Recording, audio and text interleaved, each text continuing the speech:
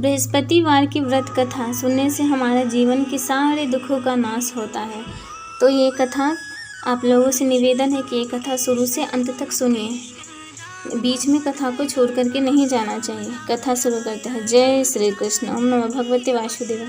प्राचीन समय की बात है, भारत में एक राजा राज्य करता था। वह बड़ा प्रतापी तथा दानी था। वह नित्य प्रति मंदिर में भगवत दर्शन करने जाता था। वह ब्राह्मण और गुरु की सेवा किया करता था। उसके द्वार से कोई भी याचक निराश होकर नहीं लौटता था। वह प्रत्येक गुरुवार को व्रत रखता एवं पूजन करता था। हर दिन गरीबों की सहायता करता था, परंतु यह सब बातें उसकी रानी को अच्छी नहीं लगती थी। वह न व्रत करती और न किसी को एक भी पैसा दान में देती थी। वह राजा से भी ऐसा करने को मना किया करती थी। एक समय की बात है कि राजा शिकार खेलने वन को चले गए। घर पर रानी और दासी थी। उस समय गुरु बृहस्पति साधु का रूप धारण कर राजा के दरवाजे पर भिक्षा मांगने आए।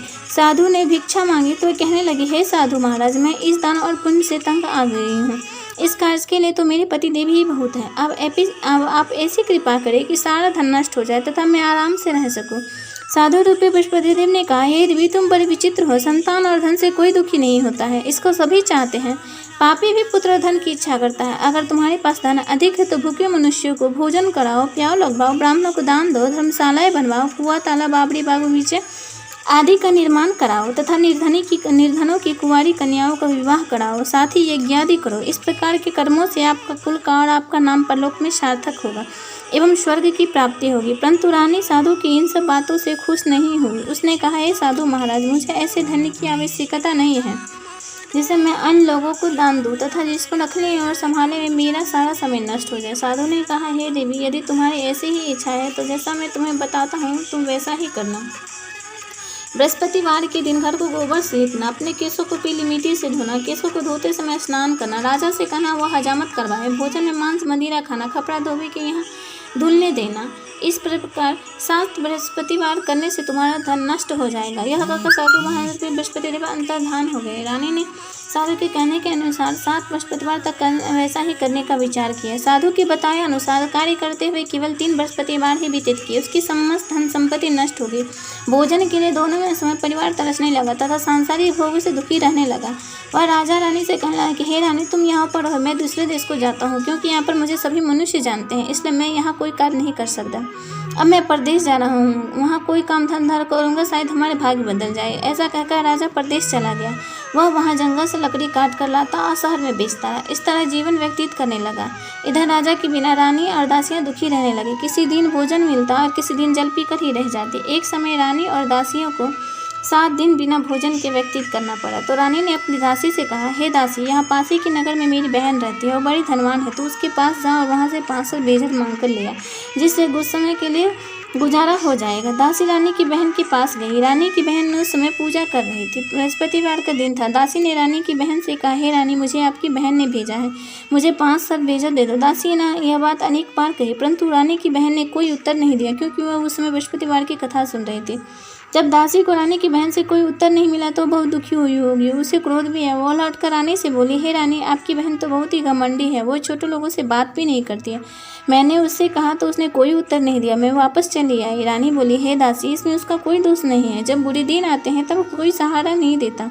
अच्छे बुरे का पता विपत्ति ही नहीं लगता है। जो ईश्वर की इच्छा होगी वही होगा। यह सब हमारे भाग्य का दोष है। उधर रानी की बहन ने सोचा कि मेरी बहन की दासी आई थी, परंतु मैं उससे नहीं बोली।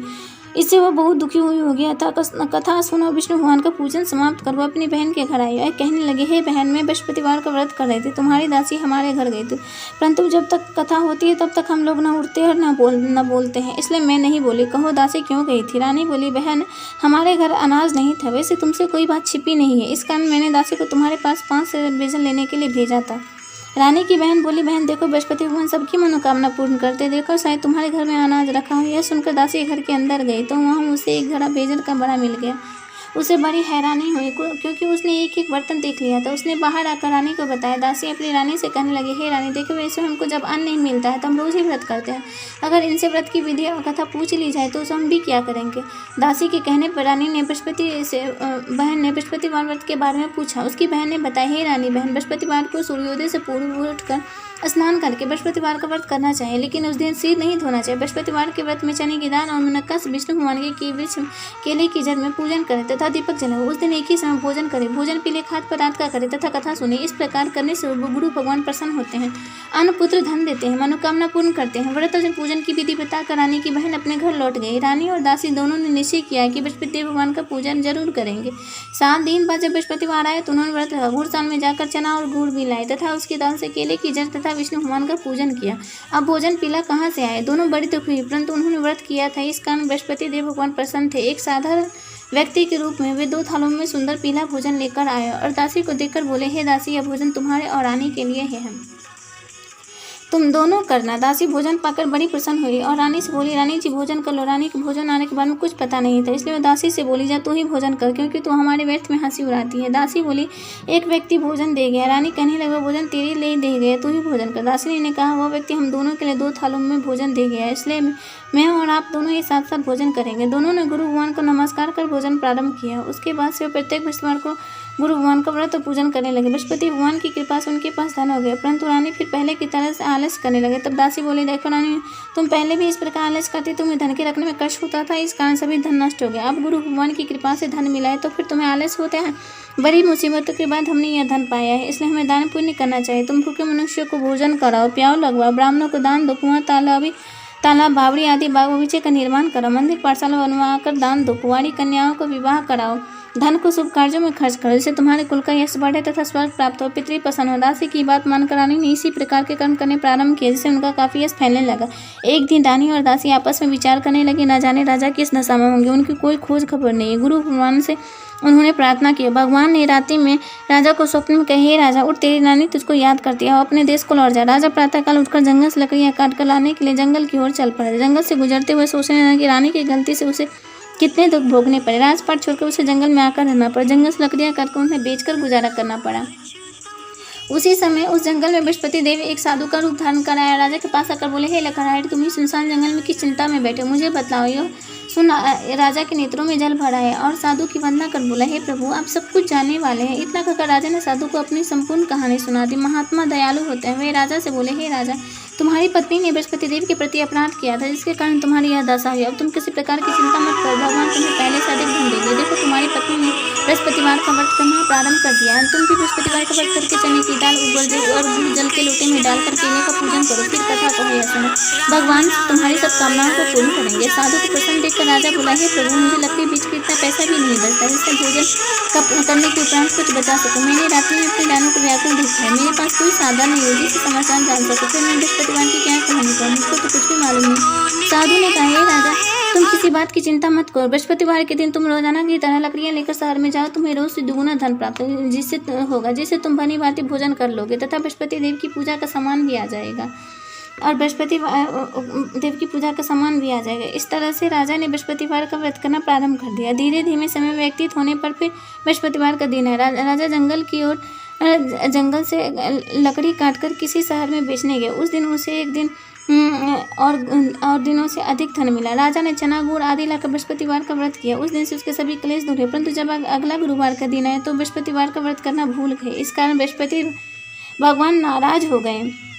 उस दिन उस नगर के राजा ने विशाल यज्ञ का आयोजन किया तथा अपने समस्त राज्य में घोषणा करवा दी, कोई भी मनुष्य अपने घर में भोजन न बनावे तथा आग भी न जलाए, समस्त लोग मेरे यहाँ भोजन करने आवे। जो इस आज्ञा को पालन नहीं करेगा उसे फांसी की सजा दी जाएगी। राजा की आज्ञा अनुसार राज्य के सभी वासी राजा के भोज में सम्मिलित हुए, लेकिन लकड़हारा कुछ देर से पहुंचा, इसलिए राजा उसको अपने साथ महल में ले गए। जब राजा लकड़हारे को भोजन करा रहे थे तो रानी की दृष्टि स्कूटी पर पड़ी, जिस पर उसका हार लटका हुआ, तो उसे हार खूंटी पर लटका दिखाई नहीं दिया। रानी को निश्चय हो गया कि मेरा हार उस लकड़हारे ने चुरा लिया। उसी समय सैनिक बुलवाकर उसको जेल में डलवा दिया। जब लकड़हारा जेल खाने में गया तो बहुत दुखी होकर विचार करने लगा कि न जाने कौन से पूर्वजन्म के कर्म से मुझे दुख प्राप्त हुआ, और साधु को याद करने लगा जो जंगल में मिला था। तत्काल बृहस्पति देव साधु के रूप में प्रकट हो गए और उसकी दशा को देखकर कहने लगा, अरे मुनत, तूने बृहस्पति देवता की कथा नहीं की, इसी कारण तुझे दुख प्राप्त हुआ। अब चिंता मत कर, बृहस्पतिवार के दिन जेल खाने के दरवाजे पे 4 पैसे पड़े मिलेंगे, उनसे तू बृहस्पति देव की पूजा करना तो तेरे सभी कष्ट दूर हो जाएंगे। अगले बृहस्पतिवार उसे जेल के द्वार पर 4 पैसे मिले। राजा ने पूजा का सामान मंगवा कर कथा कही और प्रसाद बांटा। उसी रात्रि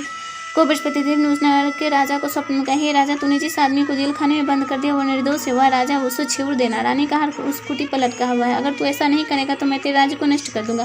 राजा प्रातःकाल उठा और कुटी पर हार टंगा देखकर लकड़हारे को बुलाकर क्षमा मांगे तथा राजा की योग्य सुंदर वस्त्र आभूषण भेंट कर उसे विदा कर दिया। गुरुदेव की आज्ञा अनुसार राजा अपने नगर को चल दिया। राजा जब नगर के निकट पहुंचा तो उसे बड़ा ही आश्चर्य हुआ। नगर में पहले से अधिक बाग, तालाब, कुएं तथा बहुत सी धर्मशाला, मंदिर आदि बने हुए थे। राजा ने पूछा कि ये किसका बाग और धर्मशाला है? तब नगर के सब लोग कहने लगे, यह सब रानी और दासी द्वारा बनवाए गए हैं। राजा को आश्चर्य हुआ और गुस्सा भी आया। जब रानी ने खबर सुनी कि राजा आ रहे हैं तो उसने अपनी दासी से कहा, हे दासी, देख राजा हमको कितनी बुरी हालत में छोड़ गए, तो हमारी ऐसी हालत देखकर लौट न जाए, तो इसलिए तू दरवाजे पर खड़ी हो जा। रानी की आज्ञा अनुसार दासी दरवाजे पर खड़ी हो गई। जब राजा आए तो उन्हें अपने साथ महल में लिवा ले। तब राजा ने क्रोध करके अपनी तलवार निकाली और पूछने लगा, बताओ ये धन तुम्हें कैसे प्राप्त हुआ? तब रानी ने बताया, हमें ये सब धन बृहस्पति देव के व्रत के प्रभाव से प्राप्त हुआ है। राजा ने तब निश्चय किया कि 7 रोज बाद तो सभी बृहस्पति देव का पूजन करते, परंतु मैं रोजाना दिन भी 3 बार कथा कहा करूंगा तथा रोज ही व्रत किया करूंगा। अब हर समय राजा के दुपट्टे में चने की दाल बंधी रहती थी तथा दिन में 3 बार वह कथा कहता। एक रोज राजा ने विचार किया कि चलो अपनी बहन के यहाँ हो। अब इस तरह का निश्चय कर राजा घोड़े पर सवार हो अपनी बहन के यहाँ चल दिया। मार्ग में उसने देखा कि कुछ आदमी एक मुर्दे को लिए जा रहे हैं। उन्हें रोककर राजा कहने लगा, अरे भाइयों, मेरे बृहस्पतिवार की कथा सुन ले। बोले, लो, हमारा आदमी मर गया है, इसको अपनी कथा की पड़ी है। परंतु कुछ आदमी बोले, अच्छा को हम तुम्हारी कथा भी सुनेंगे। राजा ने दाल निकाली और कथा कहानी शुरू कर। जब कथा आधी हुई तो मुर्दा हिलने लगा। जो कथा समाप्त हुई तो राम राम करते मुर्दा खड़ा हो गया। राजा आगे बढ़ा। उसे चलते चलते शाम हो गया। आगे मार्ग में उसे एक किसान खेत में हल चलाता मिला। राजा उससे बोला, अरे भैया, तुम मेरी बृहस्पतिवार की कथा सुन ले। किसान बोला, जब तक मैं तेरी कथा सुनूंगा तब तक 4 हरिये जोतूंगा, जा अपनी कथा किसी और को सुनाना। राजा आगे चलने लगा। राजा के हटते ही बैल पछाड़ खाकर गिर गए तथा किसान के पेट में बहुत जोर से दर्द होने लगा। उसी समय किसान की पत्नी रोटी लेकर आई। उसने जब ये देखा तो अपने पुत्री से सब हाल पूछा। बेटी ने सभी हाल बता दिया। बुढ़िया दौड़ दौड़ उस घुड़सवार के पास गई। उसे बोली, मैं तेरी कथा सुनूंगी, तू अपनी कथा मेरी खेत पर ही चलकर कहना। राजा ने लौटकर बुढ़िया के खेत पर जाकर कथा कही, जिसके सुनते ही बैल खड़े हो गए तथा किसान के पेट का दर्द भी बंद हो गया। राजा अपनी बहन के घर पहुंच गए। बहन ने भाई की खूब मेहमानी की। दूसरे रोज प्रातःकाल राजा जागा तो वह देखने लगा कि सब लोग भोजन कर रहे हैं। राजा ने अपनी बहन से जब पूछा कि ऐसा कोई मनुष्य है जिसने भोजन नहीं किया हो, जो मेरी बृहस्पतिवार की कथा सुन ले, तो बहन बोली, है भैया, यह देश ऐसा ही है, पहले यहाँ के लोग भोजन करते, बाद में अन्य काम करते हैं। अगर पड़ोस में कोई हो तो मैं देख आती हूँ। ऐसा कहकर बहन देखने चली, परंतु उसे कोई भी ऐसा व्यक्ति नहीं मिला जिसने भोजन न किया हो। फिर वह एक कुम्हार के घर गई। इसका लड़का बीमार था। उसे मालूम हुआ कि उसके यहाँ 3 दिन से किसी ने भोजन नहीं किया है। रानी ने अपने भाई की कथा सुनने के लिए कुम्हार से कहा। वह तैयार हो गया। राजा ने जाकर बृहस्पतिवार की कथा कही। इसको सुनकर उसका लड़का ठीक हो गया। अब तो राजा की प्रशंसा होने लगे। एक दिन राजा ने अपनी बहन से कहा, बहन, मैं अपने घर जाऊंगा, तुम भी तैयार हो जाओ। राजा की बहन ने अपने सास से अपने भाई के साथ जाने की आज्ञा मांगी। सास बोली, चल जा, परंतु अपने लड़के को मत ले जाना, क्योंकि तेरे भाई को कोई संतान नहीं होते। बहन ने अपने भाई से कहा, भैया, मैं तो चलूंगी, परंतु कोई बालक नहीं जाएगा। राजा ने कहा, जब कोई बालक नहीं चलेगा तुम जाकर ही क्या करोगे? दुखी मन से राजा अपने नगर को लौट आए। राजा ने अपनी रानी से कहा, हमने संतान है, इसलिए कोई हमारे घर आना पसंद नहीं करता। इतना कहो, बिना भोजन आदि किए सैया पर लेट गया और बोला, हे प्रभु, बृहस्पति देव ने हमें सब कुछ दिया है, वे हमें संतान भी अवश्य देंगे। उसी रात बृहस्पति देव ने राजा को स्वप्न में कहे, राजा उठ, सभी सोच त्याग दे, तेरी रानी गर्भवती है। राजा को यह जानकर बड़ी खुशी हुई। 9वें महीने रानी के गर्भ से एक सुंदर पुत्र पैदा हुआ। जब राजा की बहन ने यह शुभ समाचार सुना तो बहुत खुश हुई तथा बधाई लेकर अपने भाई के यहाँ आई। तभी रानी ने कहा, घोड़ा चढ़कर नहीं आए, गधा चढ़िए। राजा की बहन बोली, भाई, मैं इस प्रकार न करती, तुम्हें औलाद कैसे मिलती? बृहस्पति देव ऐसे ही जिसके मन में जो कामनाएं रहती सभी को पूर्ण करते। जो सद्भावना पूर्वक बृहस्पतिवार का व्रत करता है एवं कथा पढ़ता है अथवा सुनता है और दूसरों को सुनाता है, बृहस्पति देव इसकी सभी मनोकामनाएं पूर्ण करते। बृहस्पति देव इनकी सदैव रक्षा करते। जो संसार में सद्भावना व सच्चे हृदय से बृहस्पति देव का पूजन करते, उनकी सभी मनोकामनाएं उसी प्रकार पूर्ण होती। जैसे रानी और राजा ने बृहस्पति देव की कथा का गुणगान किया, उनकी सभी इच्छाएं बृहस्पति देव ने पूर्ण की। मनुष्य को हृदय से उनका मनन करते हुए जयकार करनी चाहिए। बोलो बृहस्पति भगवान की जय। ओम नमो भगवते वासुदेवाय नमः। अच्छा लगे तो हमारे चैनल को लाइक, सब्सक्राइब और शेयर कीजिए।